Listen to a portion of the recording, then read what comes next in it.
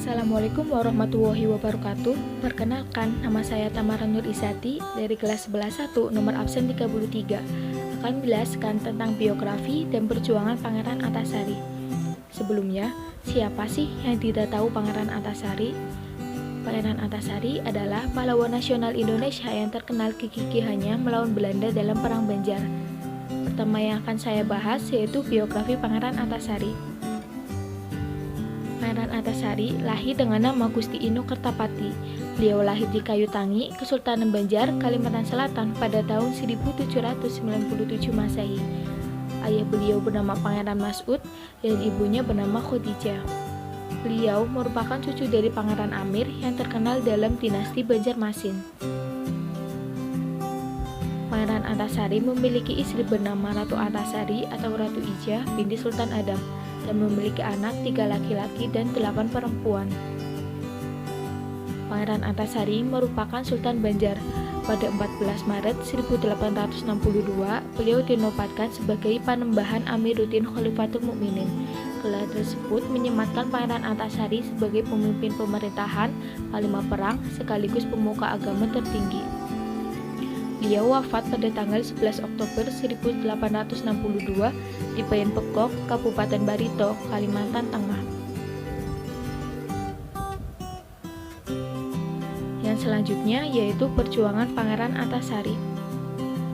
Setelah Sultan Hidayatullah ditipu Belanda, perjuangan rakyat Banjar dilanjutkan oleh Pangeran Antasari.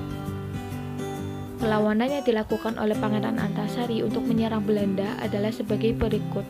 Terjadinya Perang Banjar. Pada tanggal 25 April 1859, Pangeran Antasari dengan 300 prajuritnya menyerang tambang batubara di wilayah Pengaron. Penyebab terjadinya Perang Banjar yaitu 1. Wilayah Kalimantan Selatan yang dikuasai sepenuhnya oleh pemerintah kolonial Belanda. Yang kedua, dibubarkannya negara Kesultanan Banjar. Dan yang ketiga, dikuasainya tambang batubara dan perkebunan di wilayah Kalimantan Selatan. Selanjutnya, peperangan demi peperangan dipimpin Pangeran Antasari di seluruh wilayah Kerajaan Banjar. Dengan dibantu para panglima dan pengikutnya, beliau menyerang pos-pos Belanda di Martapura, hulu sungai, Riam Kanan, Tanah Laut, Tabalong, dan sepanjang sungai Barito sampai ke Puruk. Pertempuran terus berlangsung dan semakin sengit di berbagai medan perang. Pasukan Belanda yang ditopang oleh bantuan dari Batavia dan persenjataan modern akhirnya berhasil mendesak pasukan Pangeran Antasari sampai akhirnya beliau memindahkan pusat benteng pertahanannya di Muara Teweh.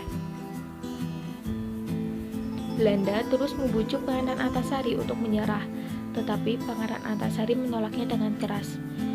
Buktinya yaitu yang tergambar pada surat yang ditujukan untuk Letnan Kolonel Gustav Verpich di Banjarmasin tanggal 20 Juni 1861 yang berbunyi, dengan tegas kami terangkan kepada Tuan, kami tidak setuju terhadap usul minta ampun dan kami berjuang terus menuntut hak pusaka. Belanda pernah mengadakan tawaran kepada siapapun yang dapat menangkap dan membunuh Pangeran Antasari dengan hadiah 10.000 gulden. Namun, sayangnya sampai perang berakhir tidak ada seorang pun yang menerima tawaran ini. Setelah terjadinya pertempuran di bawah kaki Bukit Bakantung, Tundakan, Pangeran Antasari mengalami sakit paru-paru dan cacar hingga akhirnya beliau wafat pada tanggal 11 Oktober 1862 di Bayan Pekok, Kabupaten Barito, Kalimantan Tengah.